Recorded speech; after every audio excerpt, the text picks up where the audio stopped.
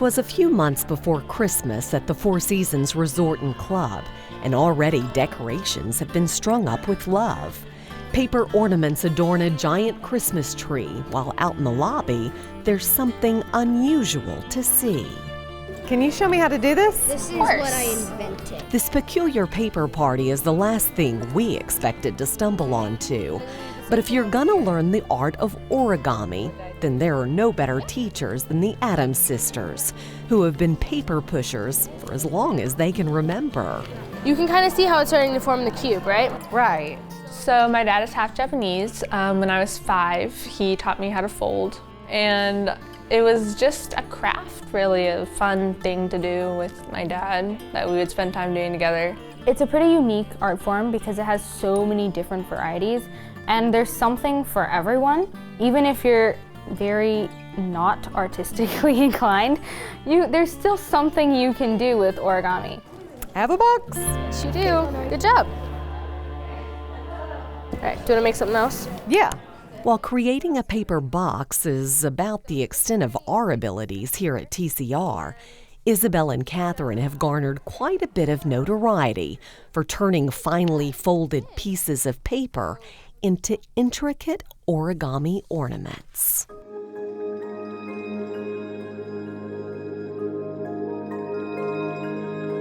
It used to take me about a week to make one ornament. That takes me now 45 minutes to an hour. Now you do origami ornaments year-round? Correct, we do. Yes. Obviously, the majority of our ornaments are more holiday themed, the Christmas ornaments. However, we make a lot of things the rest of the year. So you just sit there and fold? We don't usually just fold. It's really fun to have other people with you because it's so easy to fold and talk and Be social. be social while folding, which is why folding parties are so much fun.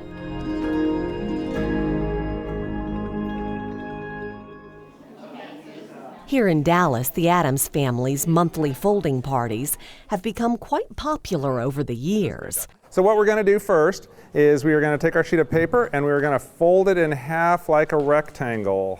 Under the direction of the girls' father, Ken, along with help from their mother, Deborah, and a slew of volunteers, Isabel and Catherine can turn even the most novice folder into an origami pro. And it's their job to make sure each piece is just right, because every ornament sold raises money for a cause that's near and dear to their hearts. So Paper for Water is a nonprofit organization that my older sister and I started when we were 5 and 8. And what we do is we take donations for origami ornaments, and all the proceeds go to fund water projects in developing countries around the world.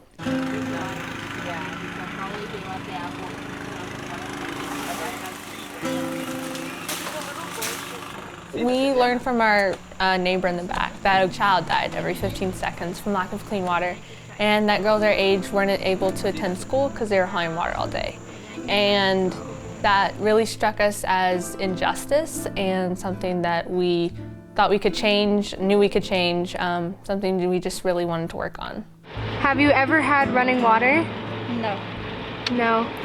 And it's not just other parts of the world. There are also water projects here in the United States. There's 1.6 million people who don't have access to clean water in the U.S. That's crazy when you think about it. Mm-hmm. A lot of people think you need to go outside of our country to see poverty.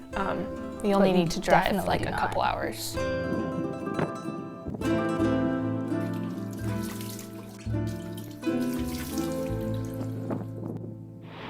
Are you excited to be getting a tank? Yes, I'm so excited. I can't wait. With 100% of the sales from their ornaments, as well as commissions for various large-scale installations going to Paper for Water, they've helped fund over 200 water projects in 20 different countries around the world. And nothing means more to the Adams family than being able to see in person just how much of an impact they're having on people's lives.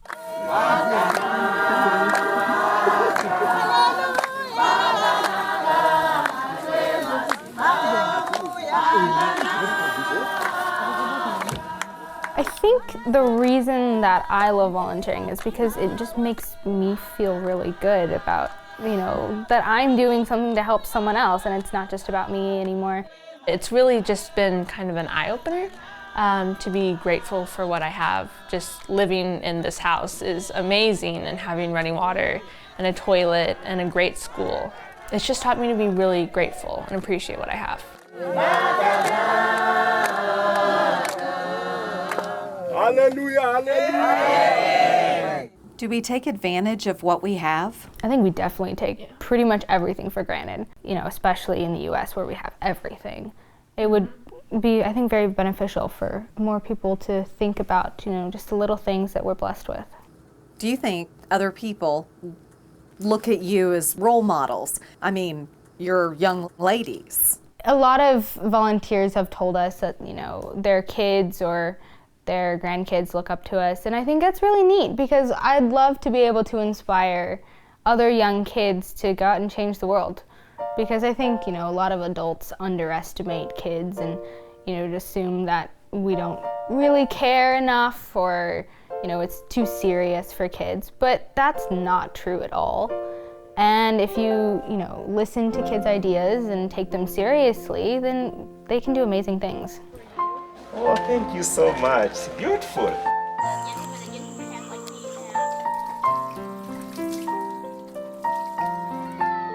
They say that an origami master expresses through paper the joys of life. And with every carefully creased crane or elaborate ornament, a simple sheet of paper becomes life-changing in the hands of the Addams family. Their efforts have provided a basic resource to thousands of people living without. But millions more still need help. And Paper for Water believes that anyone can go out into the world and make a difference, one fold at a time. What can other people do going forward to help others? Well, we always need volunteers. But we always encourage other people, if this is not what you feel called to do, to go out and volunteer for someone else. Just try to make an impact in your community, whatever it looks like. Find a local charity that you're passionate about and just get involved. And then stay involved because meaningful change takes time. You hear a lot of people say that, one person, one child can't change the world. I think that's not true at all. I think one person can definitely change the world. I do think it is much easier if you have a big group of people, but ask your friends to help you, ask your family, and soon enough it won't just be one person, but all it takes is one person with an idea. Exactly.